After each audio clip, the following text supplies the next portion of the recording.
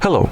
In this video tutorial we would like to show how you can increase the random access memory amount, or to put it in other words, extend RAM on this POCO X4 GT smartphone. So first of all, you want to open up the settings. Here scroll almost all the way down and go for the additional settings category. At the additional settings category you want to scroll down and enter the memory extension section.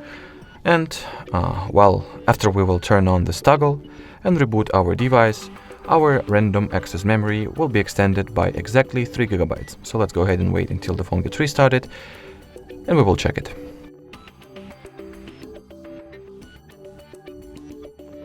Alrighty, so now I'll enter my SIM card PIN code real quick, and if we'll go to this phone hardware specifications at the settings, so about phone, in here you want to go for the all specs section.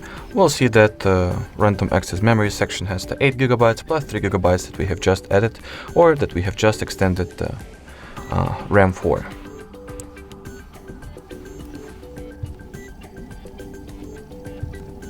Let me just tap on this info sign. Already, usually once you tap on it, it should like explicitly say that the memory has been extended, but doesn't matter. Alrighty, so thank you so much for watching and bye bye.